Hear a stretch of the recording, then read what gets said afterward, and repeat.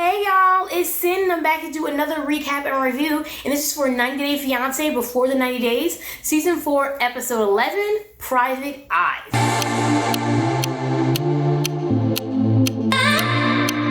Alright y'all, I'm going to start off with Usman and Lisa because they're the first ones in this episode. So they're coming off that big fight where Usman is like, you are only going to advise me and I'm the man and you're not going to tell me what to do. And then Lisa was like, no. Ran away. So then she runs away, and that's how the episode starts. And we see Usman chasing after her. Lisa. God, whatever. So annoying. And they unfortunately come to a compromise. They have an interview with, producers, and he's like, I can be 60 in a relationship, and you can be 40. And she's like, yeah, I guess. Like, ew, why are they still together? Like, what? That's not what I wanted to happen, but whatever. I was like, they're probably gonna stay together, so what are we gonna do? Besides that, Lisa, is being annoying and doing that accent she always does when she's trying to explain to him that she's not gonna be the type of wife that he wants. She's like, and I'm gonna have my own life. Whatever that freaking accent she puts on, it's annoying.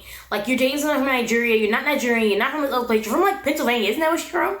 Girl, stop. Cause we don't got time for this. We really don't. Like, I don't wanna hear it. It's annoying. So besides that, they're leaving Usman's town, his hometown, to go to a bigger city so that they can find out how they're going to get married at some like official court office or something like that. And Lisa, y'all know she got my nerve, but like, my gosh. She like, oh, I'm so glad to leave your town. It did not impress me. Bye. You ain't impressed nobody. Look at you. Like, got the nerve to be saying stuff. It didn't impress me. It's mad rude. And his hometown, that's where he's from, and that's what you got to say out your mouth? Little piece of trash. But let's get on to how they went to this office. She gets on my nerves. Yeah, let's get on to how they went to the office. So they get to the office, and I don't know what the guy's title is. I'm just going to call him an official or whatever. So the official's like, yeah, I could marry you too. We're going to post a sign outside the door. It's going to say, these people getting married. And if anybody object, like, because maybe if Usman had another wife or something like that, they can object. You're like, all right, good. Any of y'all been married before? At least like, yeah, I got divorced 5 years ago. He's like, oh, wait, where your divorce papers at? She's like, oh, they're in the United States. He's like, well, you can't get married. So without the divorce papers, they can't get married. And she's leaving Nigeria in 3 days. So, panic. Lisa is livid. She's like, Usman, you were supposed to tell me what documents we needed, and I kept asking you, and the official just sitting there like, okay. Like, he don't even want to be, like, he looks like he don't want to be part of this conversation, but he's also highly entertained. How I felt watching this. So, they're going to figure out a way to get her documents here. I did not see it happen. I did not see her calling whoever, getting them documents to Nigeria before she's leaving 3 days. I just don't see it happening, so they probably ain't getting married. They're not. And that's going to be fine with me. That is going to be okay with me. But that is it with Usman and Lisa. This was another really long episode. Like, these past 3 episodes just seem real long. And some parts just be a little boring, honestly. So, we'll get on to the next people. Alright, y'all. So now we're on to Rose and Ed, who actually did have a juicy storyline. But I said I usually like Rose and Ed's storylines. There's a lot going on. So they're still on that vacation, and they go swimming or whatever, and then Ed finally decides, let me tell Rose the truth. She wants to have 2 children, but I want to have a vasectomy. Let me finally admit the truth to her. Annoying. So he tells her, he's like, yeah, I just want to let you know I don't want to have no more children. I only have enough love and money for you and Prince.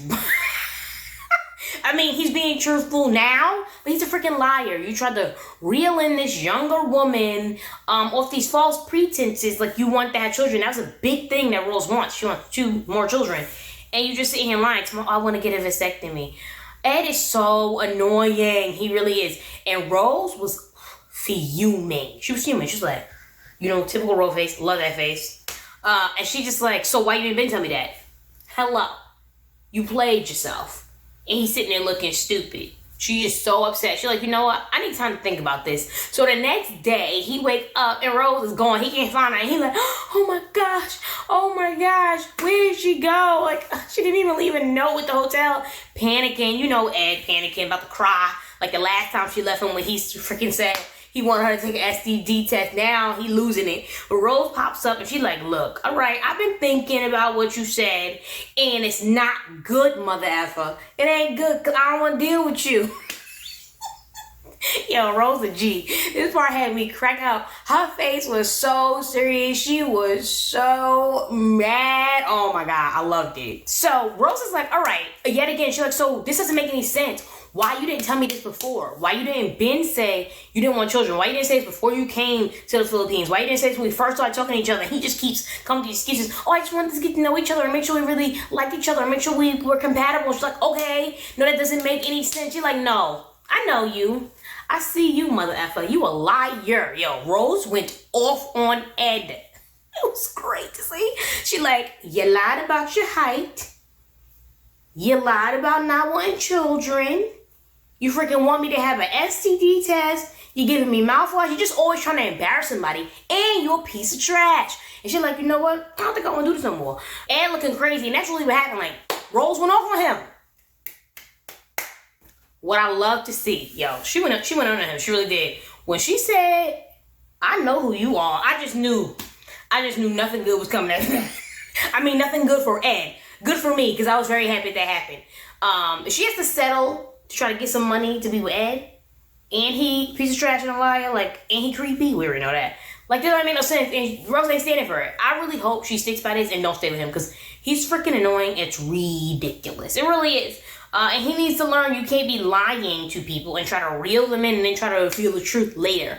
Oh, last thing I'm actually going to say on them. So when Ed is looking for Rose, and he's like, she didn't even know where she go. He's like, this is just crazy because I thought that I would have to come here, and I was trying to figure out whether I wanted to whether I wanted to be in a relationship and stay with her. You know, I didn't even think that she had to decide it to be with me. Oh, you didn't think that she was a whole human in a whole relationship had to decide whether she wanted to be with you? It's only your decision because you're the man who has more money from America? F you, Ed, little piece of trash. He says the dumbest, trashiest stuff, right? And so nonchalantly, like it actually makes sense. No, Ed, it made no sense. She does get to make a decision. A decision clearly by the end of this episode was she didn't want to be with you. So, that's the decision that was made.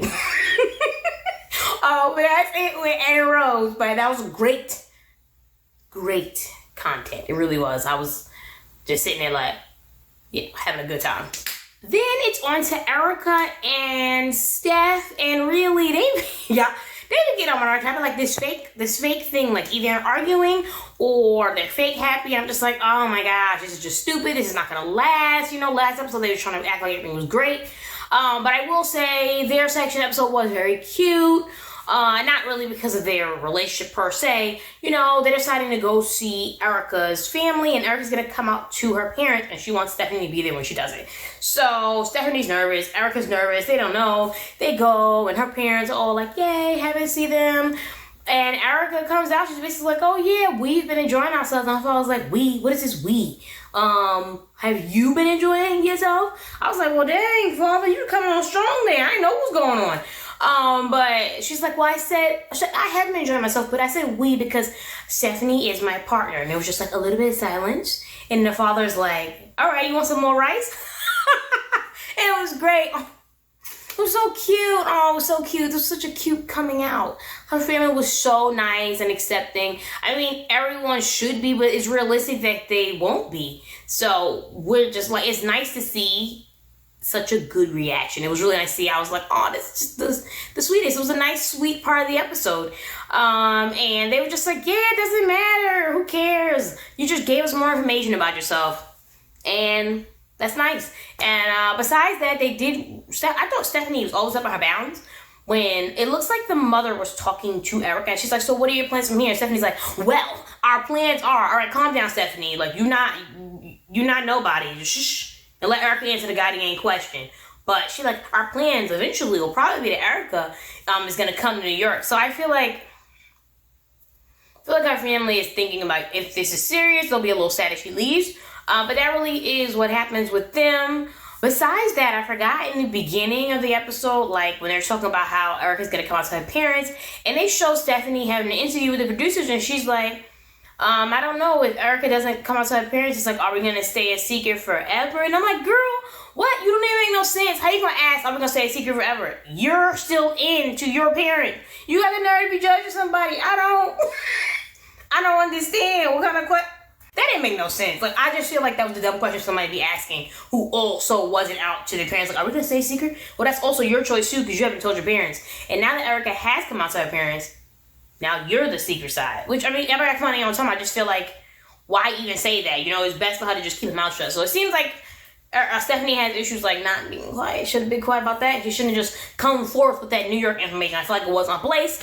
But yeah, that's it with them. Then it's on to Yolanda and Williams. This foolishness. I don't even remember what review it was, but I was like, oh yeah, I'm pretty sure that whoever is pretending to be Williams just Googled like a muscly guy, and that's the guy. So, this episode, her children are doing a reverse image search, what they should have been done, to see who Williams is, and they found out what? It's a stock image that was just like, muscly guy, shirtless man. Okay, who's surprised? No one. What is more revealing? I'm seeing, the more I'm looking at this, the more it just seems to me like Yolanda is lying. I don't know. I'm just getting bad. I'm just getting a lying vibe. Like, at one point she was naive and didn't believe it. At one point she was. But she has hit a point where now she knows the truth, and like she's just playing games with us to keep this going. And it's getting on my nerves. Just be truthful. It really is. When he did a reverse image search, she kind of like this little smirk, and then she was like, are you sure it could be that it's not him? Like, Yolanda, stop playing. Now you're really playing with us, and I really don't have time for it. Like, whatever. Like, probably for the money, but like, they would keep you on the show anyway. They got freaking Darcy and Tom staying on when, no, they're not doing anything. We'll get to them later. It's just like, you don't have to pretend like you think these photos are fake. I just don't believe that she's that naive. I really don't. So she says to her children, she's like, yeah, I still want to get to the bottom of this, and I need to talk to Williams, because I don't know, he might not be a catfish, he might be somewhere in between. He's not the person in his pictures. That's literally a catfish. All right, whatever. I need to get somewhere in between. But what doesn't make any sense about, I need to talk to Williams about this. How you gonna talk to him about it? He's not even talking to you. His Instagram is gone. You haven't been speaking to him. That doesn't make any sense. He can get to the bottom of something when no one's answering you. You ain't talk to him. You to my baby. Are you Nigerian? He ain't never answer you back. You think he'll answer you back when you say, oh, I found you a catfish with your stock photos? He's not talking to you, so that makes no sense. But that's basically what Yolanda, you know, she getting on my nerve. I'm just tired of this pretending. Yeah, I don't believe it. And just let it go, girl. It'd be better if you be like, this little piece of trash, he tried to play me, he a catfish. Play that up, you know? Just stay on the cameras. I'd rather that than pretending like we don't know it's the truth. Come on now. No, not doing it no more. Then it's on to Jeffrey and Varia. Snooze, no. I was falling asleep on that part. Boring. I don't know. They're always boring to me. I don't really like Jeff. I don't like Jeffrey, actually. Not really. I don't like Jeffrey. That's called my right name. Yes. I don't like Jeffrey. And so whatever, they're hanging out and they go to this banya, did she call it? Like a Russian sauna. I don't know what I think she called it a banya. And they gotta be naked and they beating each other with these bushes. That part was very strange. Why they beat each other with bushes? But you know what? They ain't my business. It's people culture. Let them do what they want to do. And by the end of the episode, Jeffrey proposes to Varia. But you know, cliffhanger, we don't see what she says. So we'll see next episode. But I honestly don't care. And that is it with Jeffrey and Varia. Oh my gosh, y'all. Then Ash and Avery, woo, entertaining. Okay, so we're coming on Ash, you know, digging himself in a hole, just going lower and lower, saying sexist things about men and women and masculinity and femininity, you know, saying all these things at his seminar, and him and Avery not, like, arguing about it, and we saw the episode, and Ash is basically trying to walk off. He's trying to get in the car. Producers are like, wait, where you going? What are you doing? What's going on? If the producers were not there, Ash would have left her. And that's what's crazy sometimes about people filming a show. It's like, she's not even getting what would have actually happened. Because they're filming a show, she actually got to talk it out with him after that. He comes back to her and talks to her. But if they weren't, that man would have drove off and left her freaking standing in a sidewalk somewhere in Australia. That's crazy. But that is really what he was going to do. He was about to be out. He was about to leave her. That would be enough for me to be like, nah, time to go pack my bags, going back to America because he's about to leave me on a goddamn sidewalk because he mad that he a fool and says sexist things and then people call it out him and he tried to jet. Nah, I would have been out. No, wouldn't have been me, but they discussing it, whatever. Ash is still getting upset. He's just like, I just don't understand. There's no reason for you to say these things to me. Whatever. And Avery's like, okay, but like, you were saying crazy wild stuff about your mouth, so I don't understand. And he's like, whatever, I'm sorry, it's my fault, oh gosh, don't, the thing that women hate men to do, or anyone to do when they do an apology, like, oh yeah, okay, it's my fault. That fake nonchalant, it's my fault, but you're not really admitting that you meant it was your fault. Like, don't play, Ash, because now you're just pushing people's buttons, you're just gonna make her more mad. And Avery just sitting there like, I don't got time for this. He tried to touch her. She's like, don't touch me. Yeah, because you played yourself. You knew you were saying dumb stuff. Just admit it. But instead, you want to be like, oh no, I don't understand it. Okay, guess it's my fault. Shut up. Shut up. Okay? It's ridiculous. Besides that, we find out they argued all night, and then they get the next day, and we see them, and Ash is like, y'all. This had me cracking up. Ash is like, you kicked me when I was down. My ego was already hurting. You just made it worse. You are heartless. You are heartless. This is what he says to Avery. Y'all, I don't even know why this was so funny. I was watching this in my room cracking up. If y'all could have heard the way I was cackling, I'm like, like I just couldn't. It was so funny to me. I just feel like he's so annoying. Like, okay, your feelings are hurt because you're dumb and you're not a real therapist. You don't understand anything. You can't give real relationship advice, and you're sexist, and you're mad that she said that. Okay. Actually, she said you were sexist. She didn't even call all the rest of the stuff. And you're hurt, and now she's heartless. And everybody's like, this is ridiculous. He's just trying to switch the thing around and make it my fault. Yup, he's a master manipulator because he thinks he's a relationship therapist and he thinks he can manipulate the situation and just blame Avery for everything. The crazy thing is, I don't even think that he thinks he's manipulating it. I think he truly believes that she's the wrong one and that he was right. He thinks that he had a bad day and she should have been there to be like, it's okay, it's okay, it's all right. He wants her to baby him. It is okay, baby. Those bad women didn't like your sexist talk. The next one will be great. Avery ain't doing that. So he upset. Now she heartless.